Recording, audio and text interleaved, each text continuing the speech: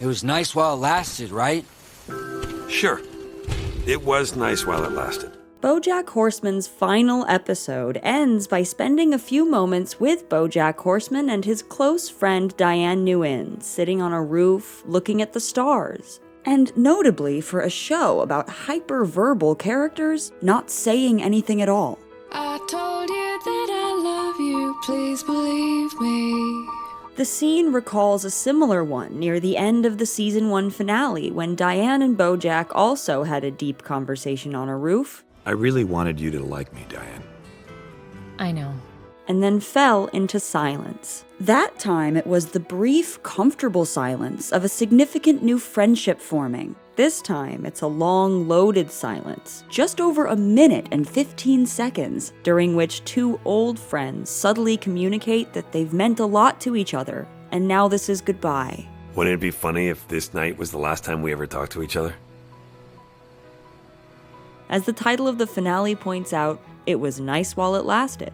This is nice. When BoJack Horseman premiered in 2014, the world didn't necessarily know what to make of this crass sitcom about goofy cartoon animals that was actually so much more. I know that I can be selfish and narcissistic and self-destructive, but underneath all that, deep down, I'm a good person and I need you to tell me that I'm good. But, counterintuitively, it turned out that the surface silly cartoon feel allowed the show to dig into some deep, dark issues in a way that felt authentic, moving, and weirdly relatable. As creator Raphael Bob Waxberg puts it, the brighter and the sillier and the cartoonier we went, the more the audience was willing to go with us to these very melancholy places that maybe in a live-action show would have come off as indulgent or saccharine. Those tendencies converge in the series' penultimate episode, which seems to conclude with BoJack's death. But in the finale, BoJack wakes up, and he discovers that life goes on. Rather than ending with a definitive conclusion or statement about what it all meant, the series leaves us with that understated moment of a slightly awkward BoJack and Diane just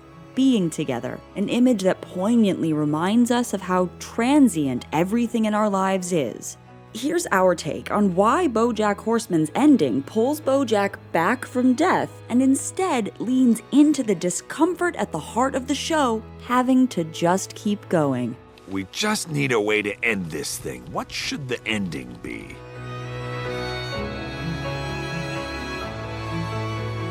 If you're new here, be sure to subscribe and click the bell to get notified about all our new videos.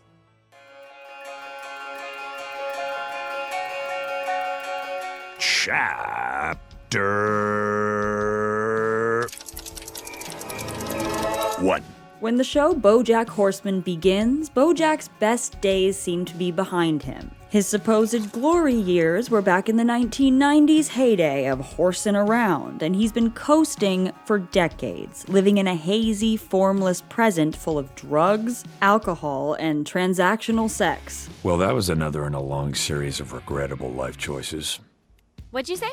I was tweeting about all the weird stuff you do in bed. In its focus on a rough-around-the-edges, callous character who nevertheless garners audience sympathy, BoJack Horseman marks itself as a member of one of the most popular TV genres of the past 20 years, the antihero show. Like a classic TV antihero, BoJack has a dark and dangerous past, including screwing over his former friend and partner, Herb Kazaz. Well, I kinda maybe stabbed him in the back. And mistreating his younger co-star, Sarah Lynn. You promised me you would always be there. Like many TV anti-heroes, BoJack spends most of the series bouncing back and forth between long stretches of selfishness and brief moments of insight and self-awareness that make his flaws even more tragic.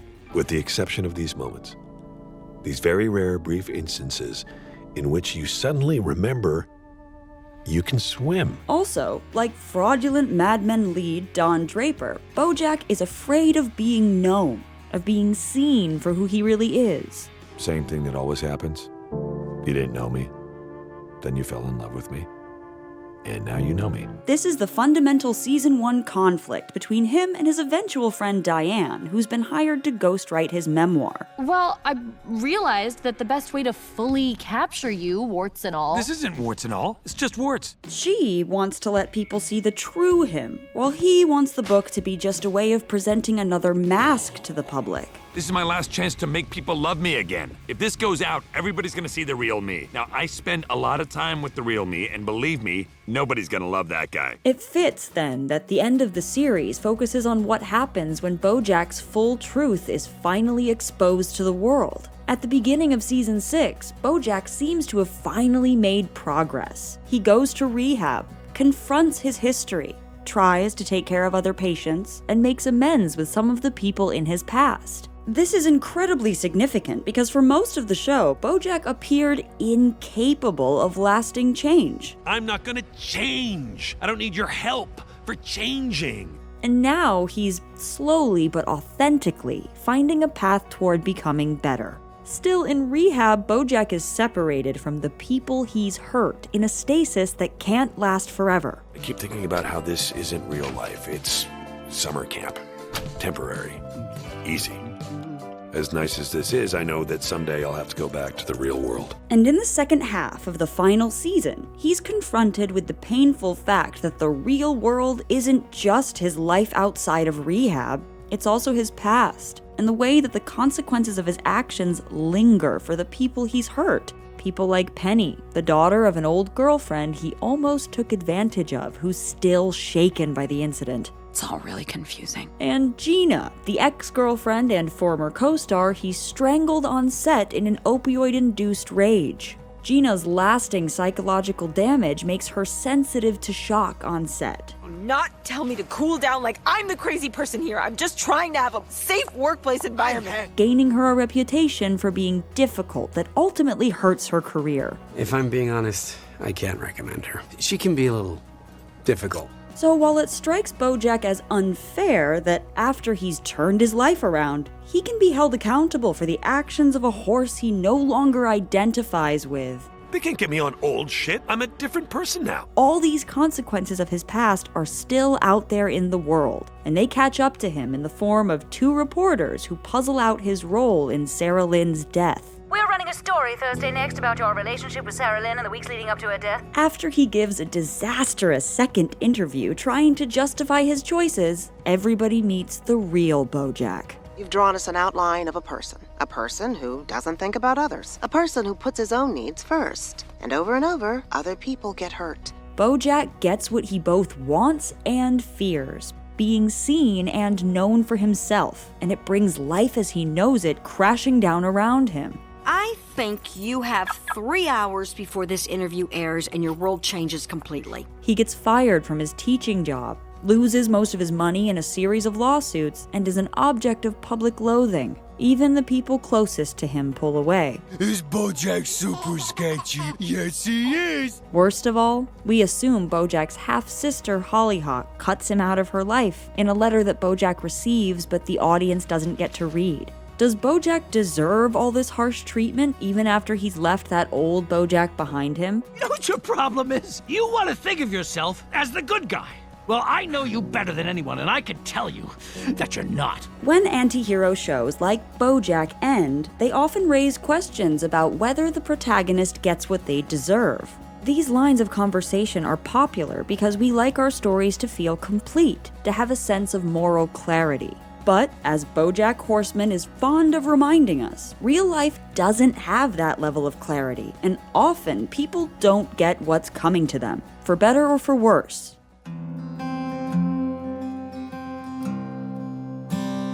BoJack's second-to-last episode, The View from Halfway Down, comes right up to the edge of the most definitive ending imaginable, BoJack's death. This episode, the culmination of the cartoonish melancholy of BoJack Horseman, takes place literally between life and death. BoJack has a dinner party with all of the deceased people in his life. I kept having this dream where I was having dinner with all the people who were gone, and I thought, I should do that. So here I am. This vision is an extension of a recurring dream BoJack has, and it's one way for his mind to make sense of all the harm he's endured and the harm he's caused. But this time, the dream is a representation of BoJack's brain dying as he lies face down in the pool at the house he no longer owns on a bender after a relapse. At least we got the chance this time, before I wake up. Wake up? Oh, you're not getting it, are you? Getting what? This apparent end of BoJack's life and the series calls back to BoJack Horseman's title sequence. From the first season on, the sequence has ended with the camera positioned from BoJack's perspective underwater in the pool, looking up at Diane and Mr. Peanut Butter. But instead, BoJack lives. The series finale, Nice While It Lasted, opens with a fake-out, referencing the series finale of Horsin' Around rather than BoJack's actual death. Nurse, record the time of death. We might have gone too dark on that series finale. Why doesn't BoJack die? BoJack's death would emphasize the gravity of his mental health problems, addictions, and traumas. A pull he feels as something almost genetic. My mother, she knew what it's like to feel your entire life like you're drowning. Ending the show this way would send a definitive message about its central question. Can BoJack Horseman become a better person? If BoJack dies, hated by the world, having relapsed into alcoholism, the answer to that question becomes no. After all, once you're dead, there are no more opportunities to get better. Oh, BoJack, no. There is no other side. This is it. As early as season 2, BoJack Horseman laid out its philosophy of how to be a better person. It's a lot of work. Ow, crap. I hate this. Running is terrible. Everything is the worst. But it's possible. Every day it gets a little easier. Yeah? But you gotta do it every day.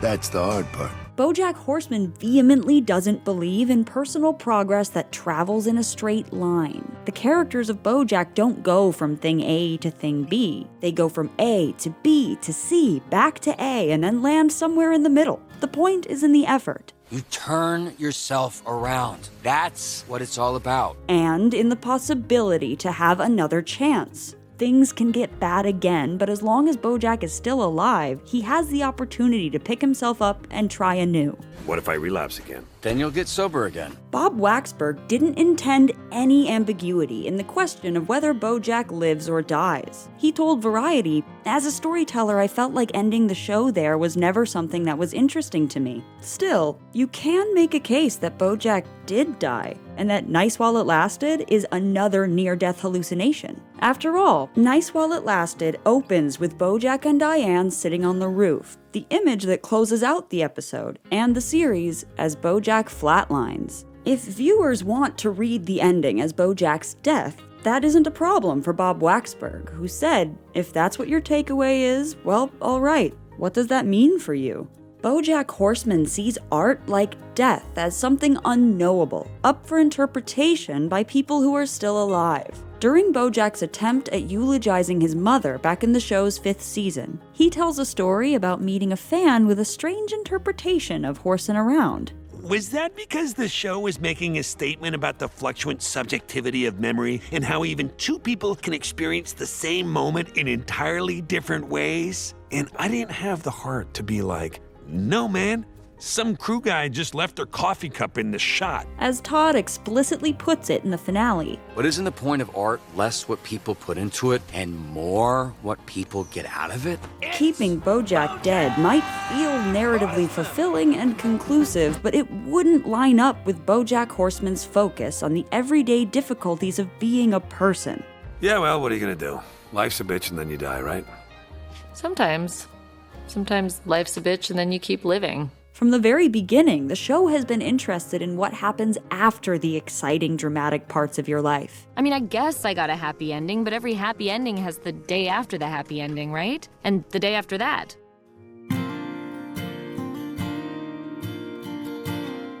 Maybe it's everybody's job to save each other. After BoJack's near-death experience, he finds himself in prison for breaking and entering. In some ways, this puts him back where he was at the beginning of the season. For BoJack, prison is just another form of rehab, an artificial environment where everything is controlled for him. But it's easy now, in jail. I don't have to make any choices for myself. I worry about what's gonna happen when I get out. And, like rehab, prison becomes an opportunity for BoJack to try to make amends, to be better. I thought that maybe when I got out, I could go back and volunteer. This turn of events ends up reflecting another recent TV antihero, Crazy Ex-Girlfriend's Rebecca Bunch. In the last season of Crazy Ex-Girlfriend, Rebecca practically demands to be sent to prison. Jail is what I deserve. Deep down, both these antiheroes seem to feel they need to be punished before they can get better. And for both Rebecca and BoJack, their experience in prison leads them to want to give back and show up for other inmates. Rebecca would like to volunteer. But not with theater, don't worry. One tough truth BoJack is faced with, though, is that even if he does turn himself around, his friends won't be waiting for him. Rather than face death as the consequences for his actions, BoJack has to accept more direct effects. The fact that the people he's taken for granted for the entire run of the show won't be there for him anymore. Most of the final episode, Nice While It Lasted, takes place at Princess Carolyn's wedding to her former assistant Judah. Echoing its title, the episode about a beautiful evening makes us painfully aware of the transience of the relationships we're witnessing. It's an opportunity for people to say goodbye to BoJack. Princess Carolyn gently lets BoJack down. At least professionally, the two of them are done. I'm gonna need representation. Someone who can look out for me, help me make the right decisions, keep me out of trouble. I can recommend some excellent people. Todd is kind to BoJack at the wedding. So, why did we need to be on the beach? Oh, you just seemed really overwhelmed at the party. I thought you could use some air. But he's moved on. That guy was my best friend for like 5 years. But not because we have anything in common. I just landed at his house one night. And Diane talks about their relationship in the past tense. Even though BoJack still feels like he needs her, she's finished with him. It's going to be okay. And I'm sorry. And thank you. The period of time covered in the show is the duration of Diane's friendship with BoJack. In season 1, she's introduced as a genuinely new person in BoJack's largely stagnant life, and one who suggests that he could actually be happy one day. You're responsible for your own happiness, you know? I'm responsible for my own happiness. I can't even be responsible for my own breakfast. Though BoJack is initially interested in Diane romantically, he eventually comes to depend on her as a friend and barometer of his own moral progress. Diane, I need you to tell me that it's not too late. It's significant that Diane is BoJack's memoirist, someone whose job is to learn about and understand him. Accordingly, she becomes a person who is capable of validating BoJack, of giving him the love and acceptance he craves from someone who knows who he is. You know me better than anybody, and you can't not be a part of my life. At the end of his near-death hallucination, BoJack throws himself into a moment of imagined connection with Diane. I'm not real. None of this is. Well, if it doesn't matter, can I stay on the phone with you at least? Okay. This reflects that in real life, before nearly drowning, BoJack does call Diane, asking her to save him. Diane, you're gonna save me, right? I called you and you're coming to get me? To take responsibility for him again. For 7 hours, I couldn't get in touch with anyone, and I was sure you were dead. And it was my fault. For leaving you, for feeling good, for not worrying. But Diane has moved away. She's also made real progress and has her own life. Their connection has at long last been severed. I wish I could have been the person you thought I was. The person who would save you. That was never your job. Then why did you always make me feel like it was? No one is obligated to show up for BoJack, and they're all doing better in part because they're no longer committed to him. Is it possible you letting me go is the happy ending? The show doesn't need to end definitively with BoJack's death because it was never just about BoJack. Instead, it was about the way he met these people and then changed, avoided changing, and went on with his life, different in some ways and the same in others. I think there are people that help you become the person that you end up being, and you can be grateful for them, even if they were never meant to be in your life forever. Like the show itself, the first season of BoJack Horseman ends with Diane and BoJack on the roof talking about party etiquette. I'm big on parties, huh? Nah, I never know what to do with my hands. I wish I had my phone right now. Yeah, I know what you mean. I never know what to do with my hands at parties. In that first rooftop conversation, BoJack asks Diane if she thinks he's a good person deep down. That's the thing. I don't think I believe in deep down. I kind of think all you are is just the things that you do. We're led to believe this statement applies primarily to BoJack and his anxieties. But at the end of the series, Diane has made a choice to do something too, to end her friendship with BoJack. All they can do is sit together and enjoy the night, even if it's temporary.